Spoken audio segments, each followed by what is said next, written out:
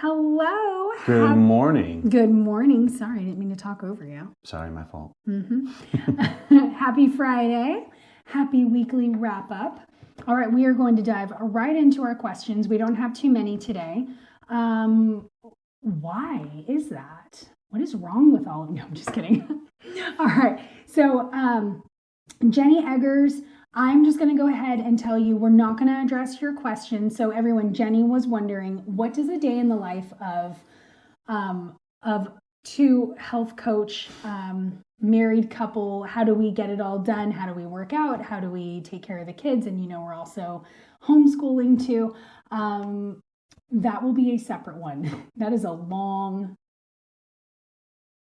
thing. Some days feels like an insane asylum, and then other days we're like, this is the best thing we could ever do. So we'll do that separately. Okay, let's get right into Matt. He wants to know the benefits of a tracker and what do we use? Hey, Fitbit. I'll take this one. And Matt, I kind of already covered with you, but it was a great question. So we both use Fitbits. You've been using yours, this new one, for how long? Since September.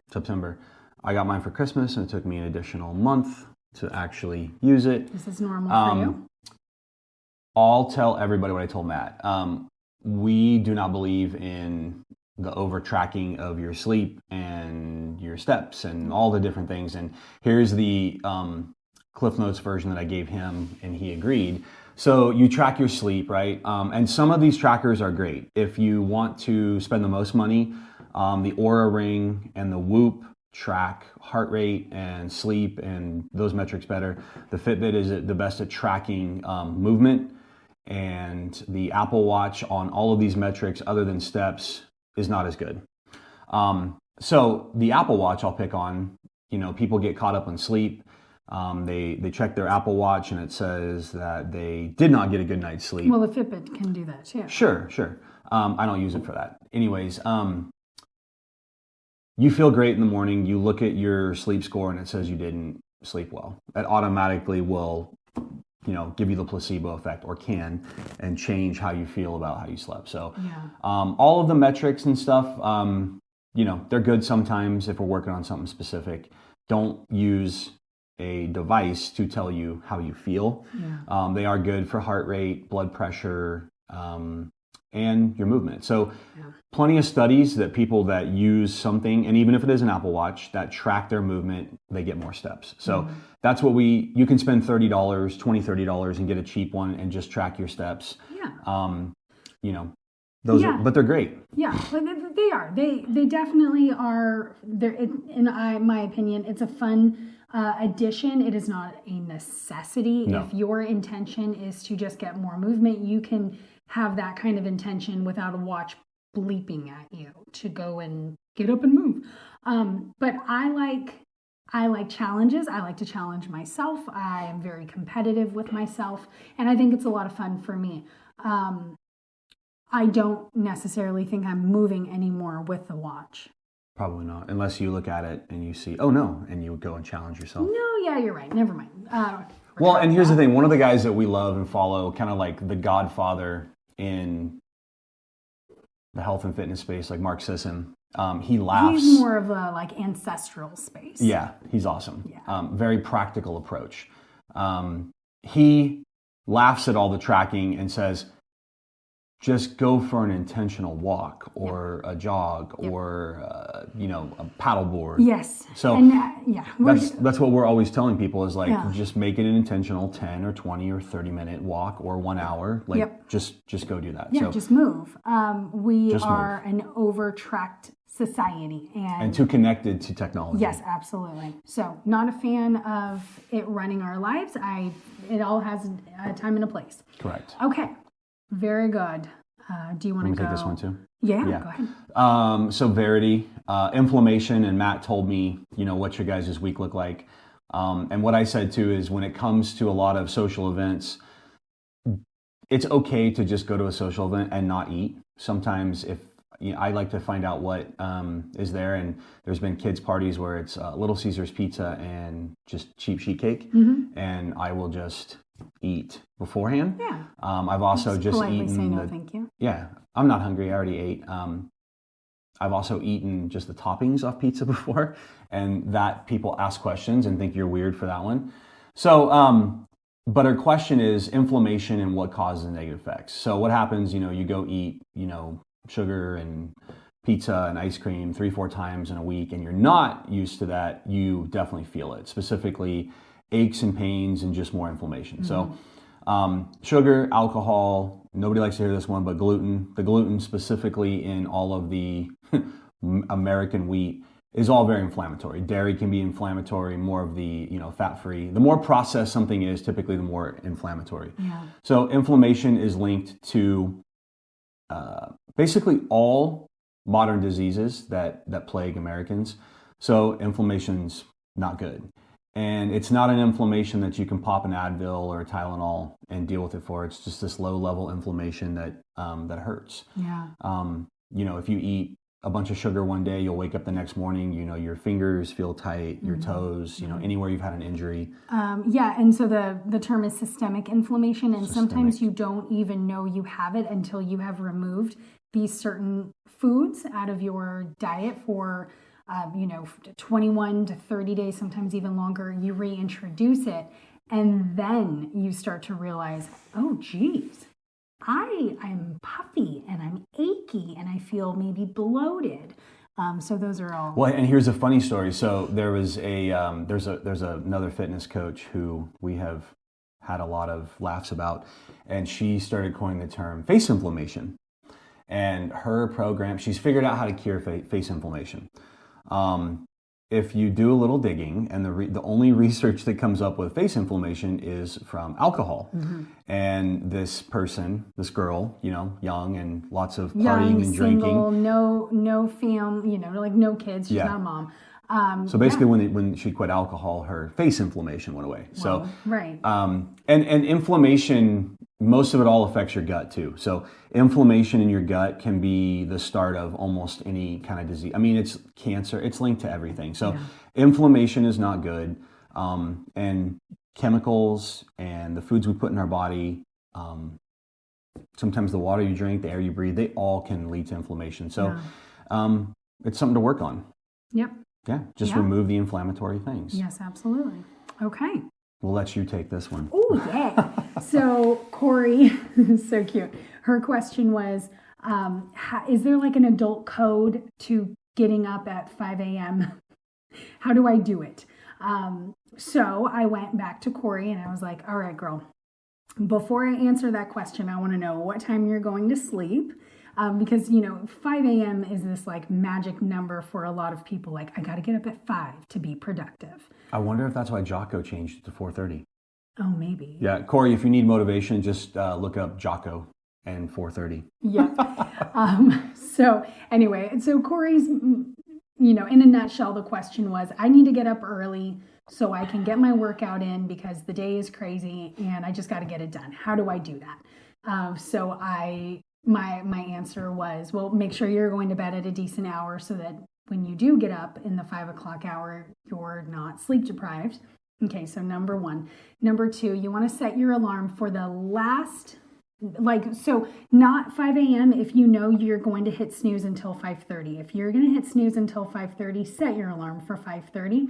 And then when it goes off, you count down in your head, 5, 4, 3, 2, 1, covers off, you jump up. You interrupt your thoughts. You don't give your brain a chance to talk you out of it because your brain will, of course, that's what we do. We always try to find the path of least resistance. You can go get in the cold shower and that'll wake you up, or splash some cold water on your face and you just get after it. So remember, overthinkers are underdoers. Ooh. Should we say it again? Overthinkers are underdoers. You're going to get hate for that comment. I don't think I will. I don't think so. And Perfection is a fancy word for procrastination. Yeah. So that's another one. I'm an overthinker. I want to pick everything apart. I want everything to line up perfectly. And I started telling myself, I was in the season of no for a long time. Now I'm in the season of doing. So I'm not overthinking. I'm just doing it and I'm getting it done. So yeah. And also, if you're not a morning person, getting up at 5 or 5:30 to work out sounds absolutely horrible. However, if you are in a season of your life where that is the only time and it matters to you to get it done, then you got to just suck it up. Don't overthink it. Set that alarm for the last possible minute and get out of bed. Well, and the most successful people are all early risers. And that's a little bit, that's a loose term. It could be 4:30, it could be 6:30. But listen, I'm a natural early bird, and I know a lot of natural early birds or people that force themselves to be early birds, and there is an arrogance that comes along with it. I have, don't burn daylight. Yeah. There might have been a few little marital spats about you and your early rising. Yep. So be humble. Be humble about it. Yes, you're cool. Go give yourself a high five. I'm not a morning person. And sometimes it does take work. And going to bed at a certain time, like I very easily can stay up until 11 and I could sleep till 7 o'clock. Yeah. But it's not natural rhythm. That's more my natural rhythm. So sometimes you have to make it actually feel good. You have to slowly shift things, go to bed 5-10 minutes early, get up 5-10 minutes early, and do that over a month. So and I'm sorry to say, but sometimes it will suck. And you will have to just deal with the suck. Your body will adjust if you just say, hey, I'm getting up at 6 o'clock, no matter what time I go to sleep. You'll be tired, you'll go to bed earlier, but your body will tend to adjust. Yeah, so, for sure. Yeah, just sleep. All right, so there we go. Sleep. All right, Kim, do you want to go ahead? Yeah, Kim, foods that help absorb more nutrients, and that's slightly paraphrased. So the best answer for that is eating fats. Fats will help you absorb more. You specifically said protein, but just fats in general help you absorb all the nutrients a little bit better. You'll see a lot of oral vitamins drops. They are all in MCT oil, which is just essentially coconut oil that's been spun down a little bit. So eating fats, you should eat fats at every single meal and you will just absorb more from your food. Yeah. The other thing to that is most people don't realize digestion starts at the mouth. Chew your food. Slow down, chew your food. If you're eating steak, red meat, chew it 20 times. I know it sounds funny. We're all in a hurry, but actually, we've all heard that before. Yeah, it's truthful. It is. Chew your foods thoroughly, and you will get better digestion. You will get more nutrients absorbed. The more the food works through the digestive system. Yes, absolutely, and in turn too, you will have less if you tend gas, to feel bloating. Right, I was going to say if you feeling full, tend to feel really bloated, you will have less of that. You will be less gassy. So it really does help. And I'm saying that because I know moms can relate, but when I had Avery, I started eating like this. And I've just recently been like, all right, girl, come up for air. Yeah. Slow down. Tiger's not chasing me. It's going to be okay. And babies aren't crying anymore. Yeah, it's real. Okay, cool. That was great. Great question. Yeah. Yeah. And so her question specifically was protein, but you're saying just in general, if you only care about protein, chew your food, your protein sources, chew them. But eating many more times will help with absorption. Correct. Yes. Yep. Fat's good for absorption. Butter, baby. All right. All right, Alex. And I'll take this one too because there was a little bit of sciencey stuff. Oh, because I can't handle that? No, you don't like science. Just kidding. Alex asked, what was it was more about like loose skin. Yeah, exactly. So let me go ahead and start it. Alex wanted to know, Alex has had a baby in the past year. She's a mama of 2, and she was like, hey dudes, I still have a little bit of loose skin. Is there a supplement that I can take, or what can I do naturally to kind of help tighten it up? And I love that question because been there. Yeah. Still there. A lot of times women stretch marks in pregnancy, they will ask the same questions too. So, and no, you don't like the sciencey stuff. You don't like to sound like a nerd. Continue. All right, Alex. The 3 things, we're going to fit them into one category, is collagen, protein, and gelatin. All of those things will help with elasticity and your skin actually creating more collagen. So lots of protein. There's nothing wrong with adding collagen supplements and even gelatin to the collagen supplement. So like your collagen peptides, also collagen from your chicken skin. Yep. And if it's not collagen peptides, your body does not absorb it like you want to. If it just says collagen, collagen peptides are collagen that are partially broken down. You absorb them better. They make your skin, hair, nails look better. So we just buy the collagen peptides from Costco. The vital nutrients. Vital nutrients, they're great. Funny enough about collagen peptides, if you have a nagging injury, they can, high levels of them, so 20 to 40 grams per day. There's also good research and then anecdotal research that people say it heals injuries. Things that would not go, Mark Sisson, what do you have, plantar fasciitis? And it would not go away. Yep. He started doing 50 grams of collagen every single day, and in 3 months, it's gone. Yeah. So it's beautiful. A lot of the experts that when they speak at an 8th grade level, collagen is the glue that kind of keeps everything together. Oh, I love that. Keep it kindred. So vitamin C will help with this, elasticity, vitamin E, omega-3, and we already covered your gelatin, protein, and collagen. Yes. Oh, you have hydration in there. And hydration, yeah. While not a supplement per se. Oh. And hydration, most people don't realize hydration is not just drinking water. It is actually the electrolytes that push the water the hydration into your cells. What? So we've started using the Redmond's Relight. Yes. And it tastes good. Yes. And I feel hydrated. But even, I know we talk a lot about electrolytes. You can make your own electrolytes. You guys have seen the recipe. Yep. Just increasing your salt. Your electrolyte jello. Yep. People like that. Yes. Yeah, that little video you did. Yep. Mm-hmm. All right, and here's the second thing. And this one it might be a little controversial. There's people talking right now, like there's an article going around that says fasting causes heart disease, and that research has been shredded. It's garbage. So autophagy, which is a fancy word for your body is using cells it doesn't need or parts of the cells. So fasting will do that. There's a guy out there that did a study. He was like well over 400 pounds, and they had him medically fast for a year, and all they gave him was electrolytes. He did not eat food for 1 year. Wait, what? He did not eat food for 1 year. He got electrolytes and water and I think it was in Scotland.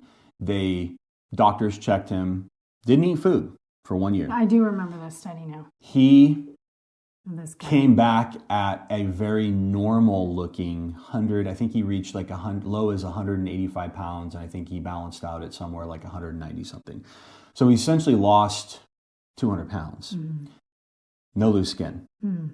So what happens is when you fast, your body can actually cannibalize up some of those collagens and that you lose skin and get rid of it if you're doing things right. So fasting will help with that, and then we already talked about the other ones. Yeah. So yeah. I think it's probably a good little disclaimer to say that no one should be fasting for a year. No, that's why I said medically. Right. If you're there's a right way and a wrong way to fast. So if anybody has fasting specific questions, reach out. You definitely don't want to just, read an article, get a wild hair, listen to some influencer that doesn't know what they're talking about and start fasting. Yes, no. But fasting works for some people. My stepdad spent most of his life 300 plus pounds, really 320, 350. And he has been maintaining at about 250 pounds. And he fasts about 3 to 5 times a week. Mm-hmm. And he feels great. Mm-hmm. Mm-hmm. So yep. That's all that. So there you go, Alex, fasting. And if you want to dive into a little bit more or the supplementation, we can make that personalized for you. Yes. All right. Oh my gosh, that was it. That's it. We got it to under 20 minutes. Under 20? High five. All right, high five. Do we have anything else, though, that we were going to say? Nope. That's really it. Oh. I thought we were earlier this week saying, oh gosh, we should talk about this. Don't remember. I don't know. If you didn't write it down, it didn't happen. Okie dokie. All right, you guys. Thank you so much. We will talk to you soon. Bye, guys. Have a great weekend. Have a great weekend. Bye.